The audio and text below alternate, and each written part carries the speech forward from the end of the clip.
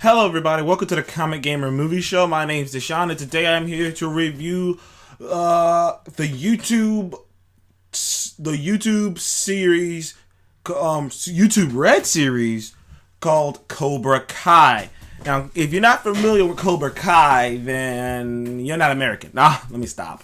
Cobra Kai is the group that Danny LaRusso from the Karate Kid himself was going against in the original movie. And if you recall, in the original movie, they gave him a hard time. They were the evil dojo who he had to beat all of them just to get to that top guy who was bullying him.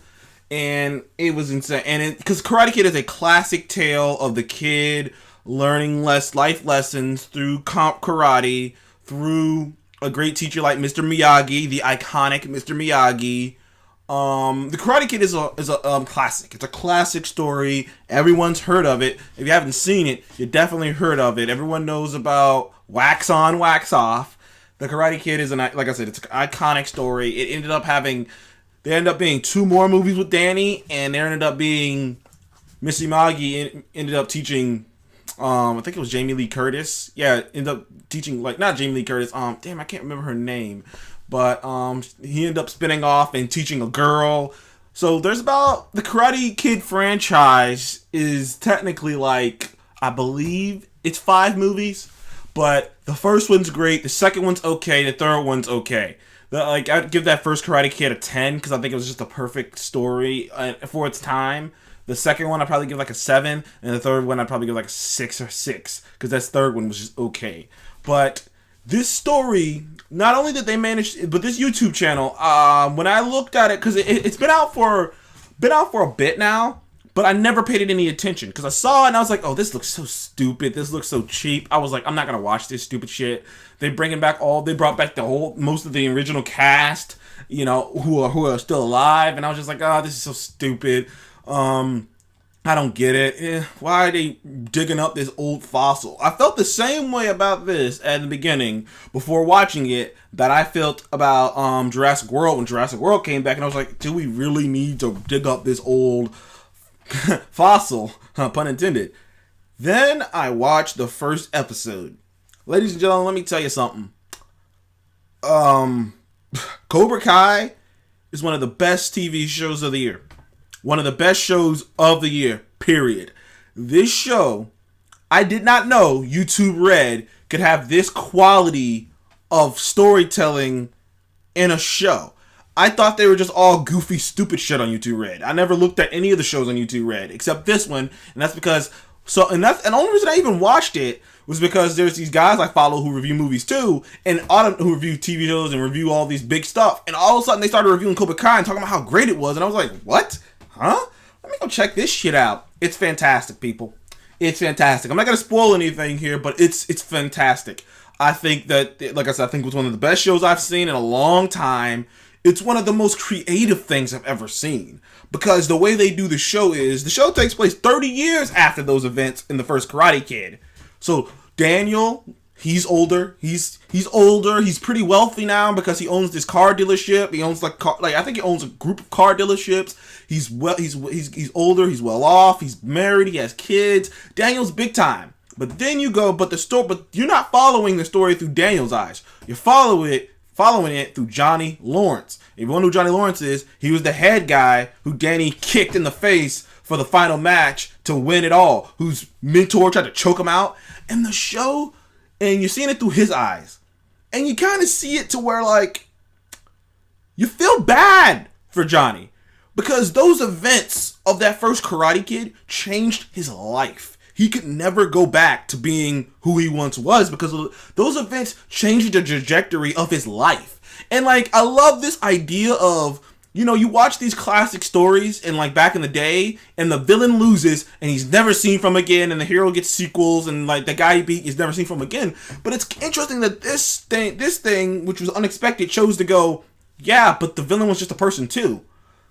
He's not really a villain, he was just a kid. And it really makes you kind of feel bad for that whole entire situation back in the day in the first Karate Kid. Because then you kind of go back and realize, they're just a kid, man, who made mistakes. His mentor was terrible. Then you kind of see his backstory in later on episodes, but they don't hit it but they do it so great. That's why I say I'm surprised. I'm not like whoever directed this, man. That dude needs to do more shit.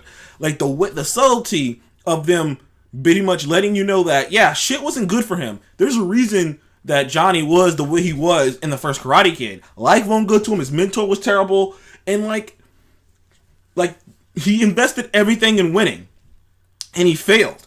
And this entire show there are so many messages. This show just has countless supply of messages. But the biggest one that reigns supreme is if you do whatever it takes to win. If you do everything, winning isn't everything. And if you do everything it takes to win, and you think that just because you win that your problems will go away, that's not always the case. And if you lose, and when you lose, after putting so much effort and giving up so much to win, you're left with nothing. And that's what happened to Johnny. Johnny's down in his luck. He's living in this crappy motel. You know, he's working these odd-end jobs. But Johnny's such a dick. He's stuck in the 80s. His dialogue's like he's stuck in the 80s. He's that old uncle who's kind of an asshole, who uses like these old slang words and stuff. And like it's just not down with today. Like he will straight up call someone a faggot, or straight up just be like, you're fucking gay. Like he'll straight up just say that shit. And like the kids around and like some of the people around him will be like, wait, that's not politically correct. Like I don't give a fuck about that pansy shit. Like it's pretty funny because I'm not used to seeing that. And it's pretty funny because he's stuck in the 80s. And you realize that. But what you figure out later on, which I'm not going to spoil too hard, is that Danny is also, he's not completely stuck in that time. But there's a part of him who has not moved past it. And you realize, like, events happen in life, and sometimes you just don't move past that shit. Sometimes that shit hurts you. But anyway, so you're following the story from Lawrence's perspective, and he runs into this kid named Miguel. Now, and this is how they do it, too. It's literally history repeating itself. And he's just at this fucking, crappy freaking, crappy store buying a pizza. And, like, this kid, Miguel, who lives, like, right down the road from him, was like, who was really nice to him and he's this really good kid, this good kid who you really like, who you really enjoy, who you really think he's cool, who you like, yeah, he could be me. That actor who plays Miguel does a great job of playing that, innocent kid who's a part of this generation, who's just like this blank canvas to be like, just, you can understand where he's coming from, the kid who plays Miguel. And Miguel gets bullied by these guys, gets beat up by this group of guys, random guys. And then Johnny was nearby, and he wasn't even gonna get involved. Like Johnny, he's an asshole, and he wasn't gonna get involved until they started bumping on his car. Then he got involved. Then those guys started picking a fight with him, and then he fucked up all those kids and kind of saved Miguel. History repeating itself. The moment it happened, you're having flashbacks to the original Karate Kid, except it's oddly the same and yet oddly different all at the same time. And that's the greatest thing about this show. It does so many callbacks without being pandering. This is how nostalgia is supposed to be done. I give this show a 10. It executed what it was supposed to execute. I can't say anything more without spoiling it, except I'll say this a little bit more because it's pretty much in the first episode, is he decides to bring Cobra Kai back. He teach Miguel how to fight. Because he feels like in his mind he's like, I gotta do something, I can't stay in this rut, I gotta do something, and you know what, I'm a badass, I can kick ass, and that's what I'll do. I'll bring Cobra Kai back, I'll do it better than my sensei did it, and I'll toughen up this generation, because he's like, as he said, and I quote, your generation is in the need, I'm gonna teach your generation I'll fight, because they're in need of a real toughen up.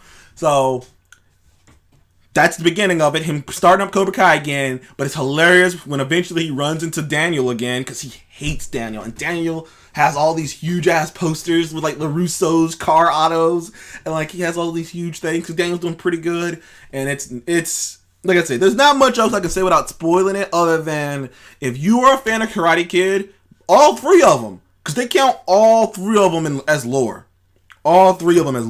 In fact, I would advise you to go watch the 3 Karate Kids, then come back and watch this and tell me you're not like, wow, man, this is amazing. It's one of the best uses of nostalgia I've ever seen. Some of the best storytelling I've seen on a show, perhaps because it's only 10 episodes, so they can really do well with it. And the fact that it's 10 episodes, only 2 of which are 30 minutes long, the rest of them are 22 to 25 minutes long, and they managed to tell so much story and hit so many points. Cyberbullying, being bullied, being being put in a put being labeled just because of who your family is or who you are. Not just like normal label. Being labeled because you're rich, so you're supposed to be a certain way, or being labeled because you're poor because you're supposed to be a certain way. The idea of good and bad, that there is no good and bad. They're just people making decisions, and things just turn out differently. And that's the beauty of this show.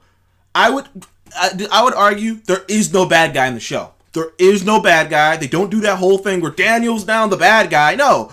Everyone's just confused and living life, and just life, and that's the biggest point. Life is just complicated, and sometimes it don't go the way you want, and sometimes you want something, you got good intentions, and things go wrong, you just don't know. So, Cobra Kai, never die. I give Cobra Kai a 10. Second season's announced. It's coming out in 2019, so I can't wait for that. Thank you everyone for joining me on the Cobra Kai Movie Show. What did you think about Cobra Kai? Check out YouTube Red. And by the way, they give out a free month on YouTube Red. So if you haven't done YouTube Red yet, you can get that free month and then just binge the whole series and then get rid of it if you want to. That's what I would do. I already have it for other reasons, but that's what I would do if I was you guys. If you really don't want to pay for YouTube Red, but get a free month, go on YouTube Red, look at the free month, then watch Cobra Kai and tell me you didn't enjoy that shit. Thank you for joining me on the Cobra Kai Movie Show. I shall see you in the next one. Comment below. What do you think of Cobra Kai? Have you seen Cobra Kai? Are you a fan of... who's your favorite character on Cobra Kai? Comment below, but leave a spoiler tag so that other people don't see it. Thank you very much, everyone. I will see you in the next one.